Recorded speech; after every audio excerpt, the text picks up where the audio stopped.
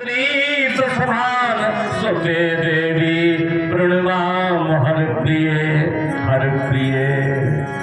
कनक bell Shri Radhika Mohan Shyam कमाल सोमम हृदय निकुंज में बसव लाल लीला लेप सदा सुध दीन की सहज दया के धाम जनन जनकी से जीव के प्रभु श्री सीताराम। बोलिए जगत गुरु गोस्वामी तुलसीदास जी महाराज की, गौरी शंकर भगवान की, हनुमान जी महाराज की, अनंत श्री विभूषित कोई समृद्ध मेरे परम महाराज श्री हनुमान जी महाराज, युगल सरकार श्री सीताराम जी के युगल पादारविंद, भगवान बाबा विश्वनाथ शशांक शेखर भूत भावन की चरण शरण में बैठ करके भगवान की कथा का हम जो लाभ प्राप्त कर रहे हैं, हमारे जन्म जन्मांतर के कल्प कल्पांतर के पुण्य का बहुत बड़ा उदय है। बाबा शशांक शेखर भूतनाथ भगवान की अनन्य कृपा से ये नगर चौराहे में मानस सम्मेलन वेदांत सम्मेलन चल रहा है। इसके मूल में सेवा में श्री करण सिंह जी तो हैं ही हैं, ऐसी बात नहीं है, पर नगर के लोगों ने जिन्हें 10 रुपया भी दान दिया है, भगवान के लिए जो किया है वो बड़े भाग्यशाली हैं। बिना मौसम हृदय कोकिल से कुंजा नहीं जाता, एक शायर लिख रहा है। बिना मौसम हृदय कोकिल से कुंजा नहीं जाता, जहां अनुराग पलता है डॉक्टर साहब वहां दूजा नहीं जाता। जहां अनुराग पलता है वहां दूजा नहीं जाता। विभीषण राम के सेवक हैं, सब जानते हैं विभीषण राम के सेवक हैं, लेकिन बात क्या है, देशद्रोही है इसलिए उन्हें पूजा नहीं जाता।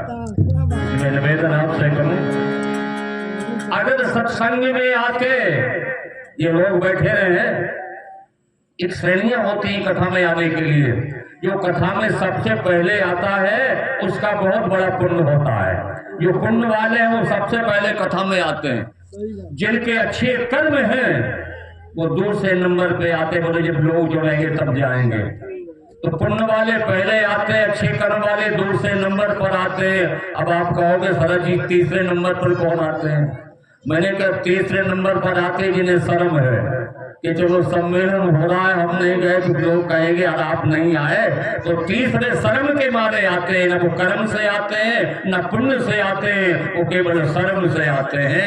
तो आप बड़े भाग्यशाली हो जितने लोग बैठे हो। श्री सीताराम जी के अनन्य भक्तों को जो राम कथा में प्रेम रखते हैं, जो कोट प्रणाम कर रहा हूँ।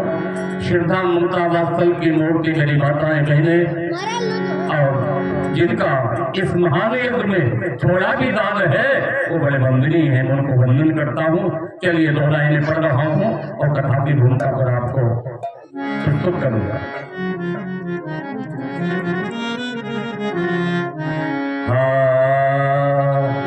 इस दरबार में बैठे हैं, ये वेदांत का मंच है, रामायण का मंच है, इसलिए आचार्य तुलसी जी एक बड़ी वेदांत की प्यारी अवधानी लिखते हैं।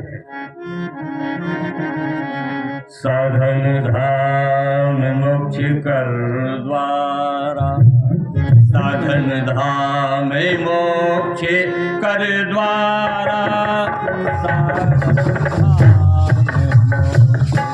कर द्वारा, साधन धाम मोक्ष कर द्वारा। मजीरा दीजिए उनको, ऐसे नहीं चले, पुराने लोगों के साथ बजाना बड़ा कठिन हो जाता है। साधन धाम मोक्ष कर द्वारा, पाए न जय परलोक सवारा,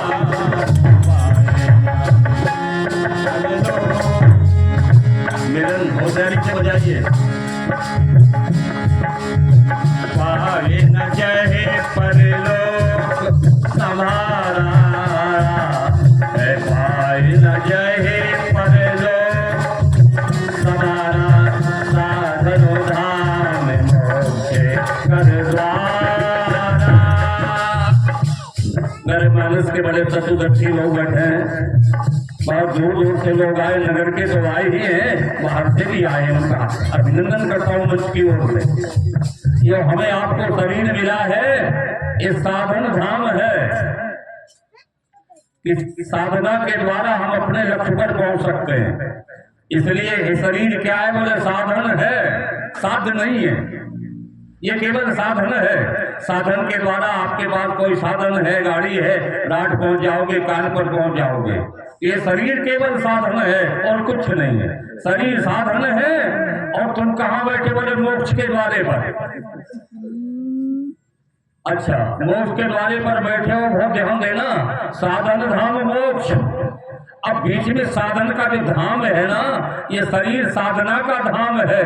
लेकिन जब तुम धाम को बिगाड़ दोगे, इसको एक चौराहे का कूड़ादान बना दोगे, जब तुम्हारा धाम खराब हो जाएगा तो मोक्ष भी तुम्हारे पास नहीं आ पाएगा। ये शरीर साधना का धाम है, तो शरीर के साधना के धाम को, मकान को कैसा रखना चाहिए? स्वच्छ, पवित्र। भोजन भी अच्छा हो, आहार भी अच्छा हो, विचार भी अच्छा हो, खाना पीना भी अच्छा हो। लेकिन अब ज्यादा नहीं कहता हूँ, आज तो क्या खा रहे, कैसे खा रहे, कब खा रहे और क्या खा रहे, समझ में नहीं आता है।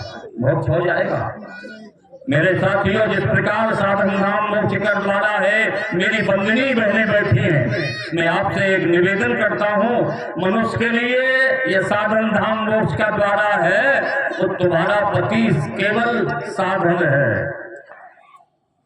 पति की सेवा करके तुम परमात्मा को प्राप्त कर सकते हो। पति साधन नहीं है, पति केवल साधन है। पति की पूजा करके, पति का समर्पण करके जो बड़े बड़े विमलात्मा राज हम